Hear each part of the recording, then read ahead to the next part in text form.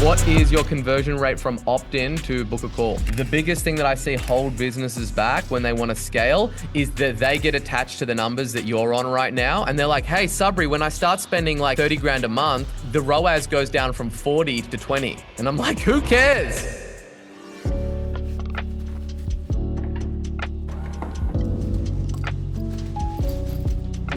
Alrighty, it is 5 a.m. I am off to the gym. It is a Monday, so Mondays is my meeting day. I'm absolutely stacked, so let's go.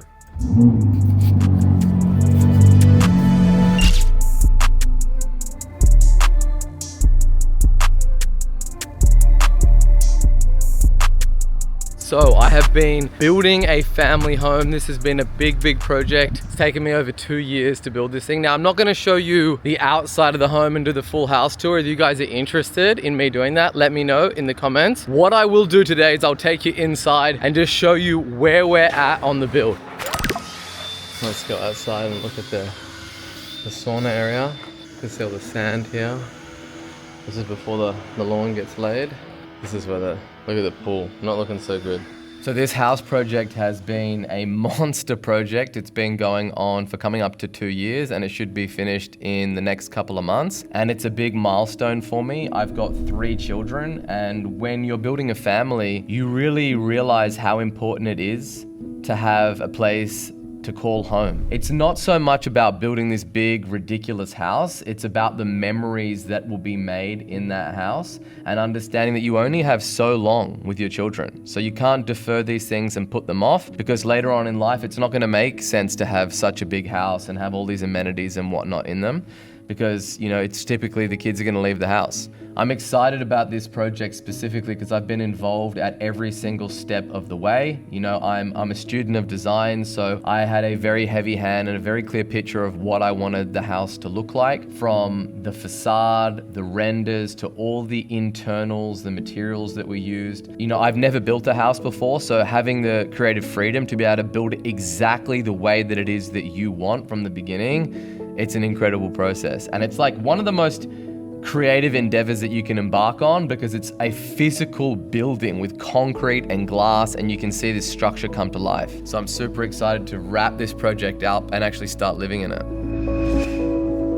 Let's take a look at what's on for today. So basically my calendar runs my life. I get in here, I look at my calendar, and I know what I need to be doing. In terms of today, what do I got? I got to catch up with my general manager. Then I've got shooting content with my team. So that's the morning block. And then I have my lunch, go for a walk. And then in the afternoon is when the meetings all start rolling in. Then I catch up with my fixer, AKA my assistant. Then I got a media buying meeting. Then I've got to catch up with the head of one of my divisions, and then I have a last round interview. Then I have a meeting with myself to plan the next day. So that's what it looks like. I don't have any gaps on my calendar at all today. It's absolute back to back, no room to breathe. I'm gonna go make myself a double espresso. I am going to attack my inbox like a rabid dog.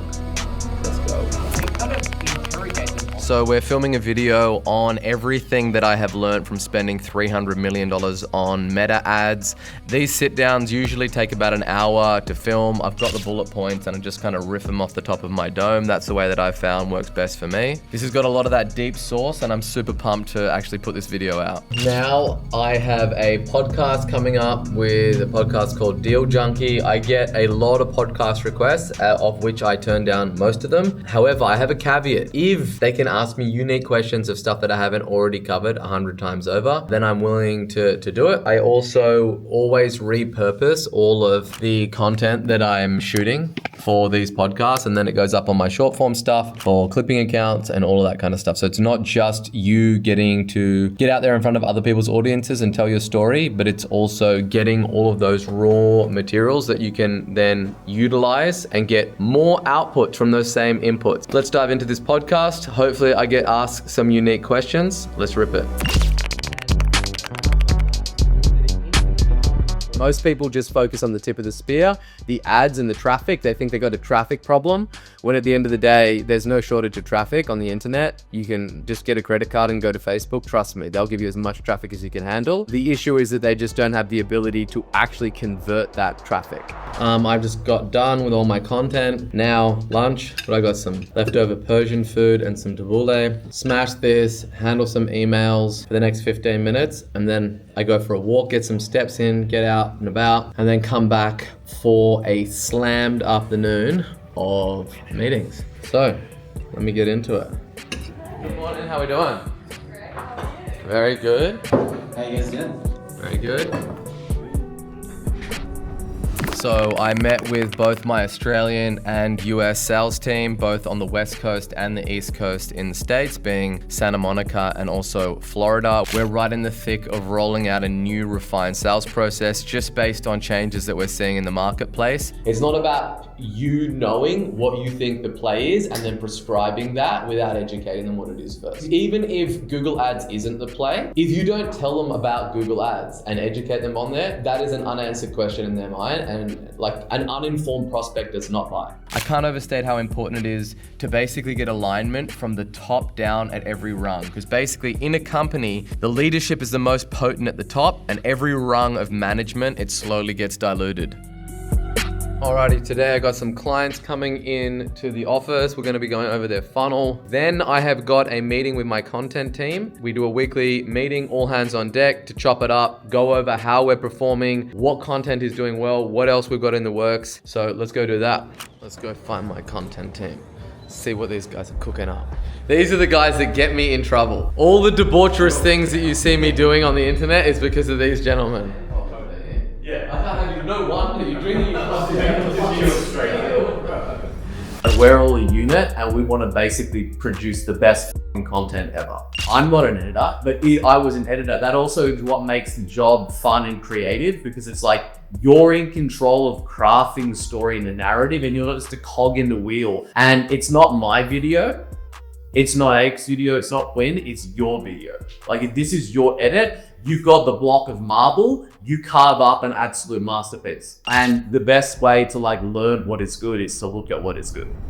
This is a meeting day, so it's back to back from meeting my sales team, then meeting my general manager, my operations manager, and pretty much anybody that is a direct report to me that relies on any of my input to keep things moving.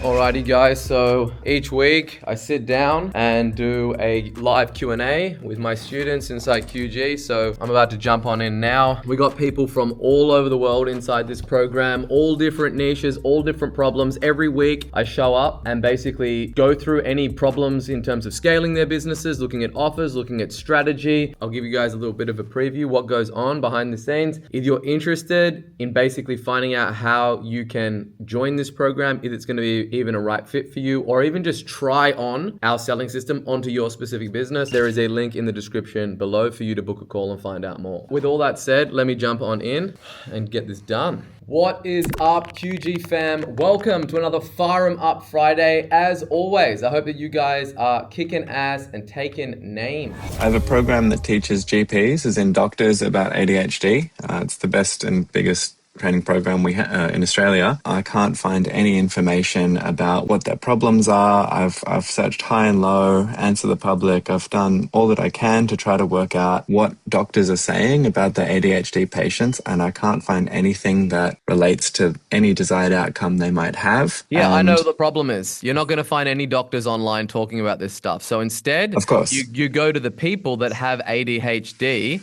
that are on these forums, which there are thousands of them. Thousands, yeah. Because whatever they're experiencing, they're going to their GP, and that's what they're telling them. I mean, doctors hate being told what to do by patients. Yeah, I know, but whether or not they hate it or not, that's like you studying what that market is doing, what they're thinking, what they have tried. And it sounds like, so you've got something that is an alternative to all the other things that they have tried that you're helping doctors do for their patients that have ADHD. In order to basically have an effective solution for them, you need to understand all the other solutions that same patient has tried. So your client is a doctor, and your client's client is a patient. And so what do you do for doctors that help them treat their patients? What are some things that they think it is, or that people that have ADHD, what is the most common thing that they do or how they get treated that is wrong? Most doctors aren't even recognizing the condition, so they're not even catching it when it's right in front of them. Do they misdiagnose it for something else? Yeah, often anxiety and depression are classic ones.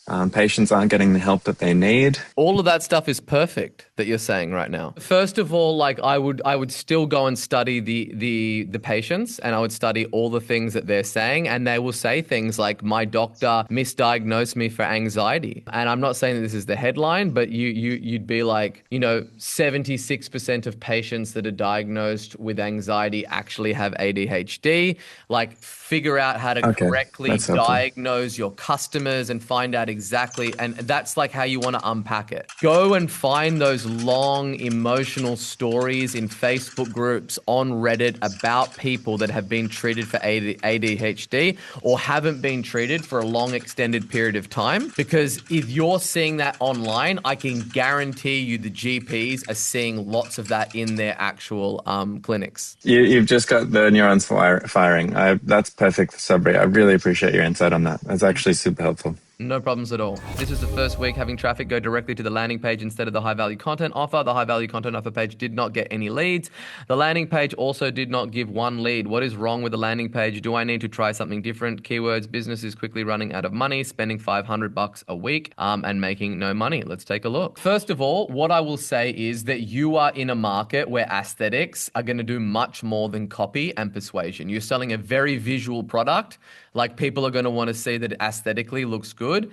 And right now, like this page, I can see that you've used the QG funnel builder, which is fine. But if you don't have like the skills to be able to like kind of mock this up or design it like the other people that you've seen on this call, it would be well worth it to spend $100 or so and get this page designed in a way that really sells your business in the best light that it can. Because it's all about like the visuals in your market, where it's like, if we've got this kind of stock image in the background and then we've got you here with the red and the blue and the curtains and whatnot, this needs to be like way more visual than what you can see here. The rest of it looks quite good. Again, there's no time on claim your free measure and quote. That's very aggressive, like the free measure and quote. I do want to see like a 15-minute or express or something on here that makes it a little bit more tangible. So basically what you want to do is, because your cash is tight and you really need to squeeze as much juice as you possibly can, you want to be thinking about what are the long tail, high transactional keyword in your marketplace. So kitchen renovation company, and then a suburb. Right. The more specific the keyword, the less search traffic, but the more intent that there is behind it.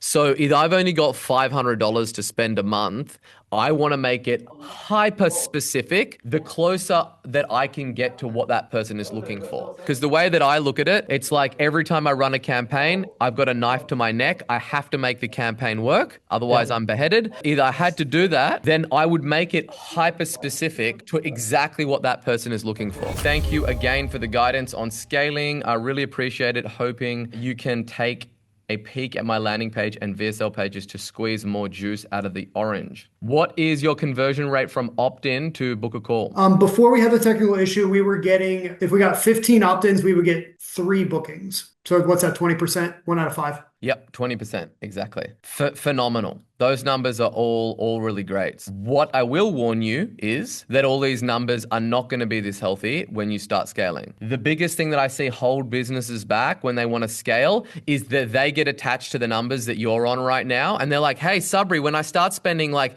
30 grand a month, like the ROAS goes down from 40 to 20. And I'm like, who cares? You get very comfortable at these numbers, and then that is what your comfort zone becomes, but it's an arbitrary number. When you finally get a winner, you just leave it. Just let it do its thing. Every time you turn off an ad and you start it again, there's a risk that it will never return to that amazing level. Until next week, get out there, kick ass and take names, and I will see you guys in the group.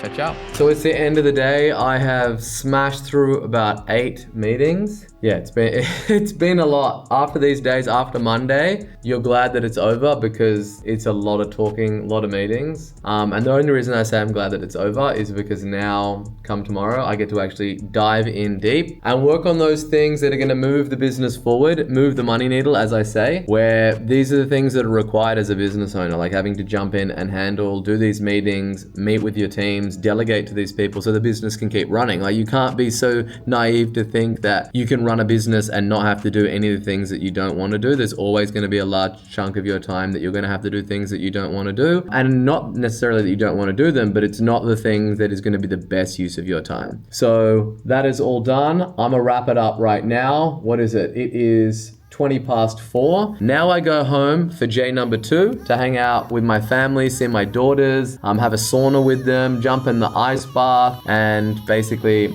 have a meal and spend time with my family. At the end of the day, that's what you do it all for. You got to make sure that you keep in the main things also, and that you make time. So I get in here, I'm starting my day at 4 to 5 so that I can leave at around 4 and get back and spend some time with them. So that is me, over and out.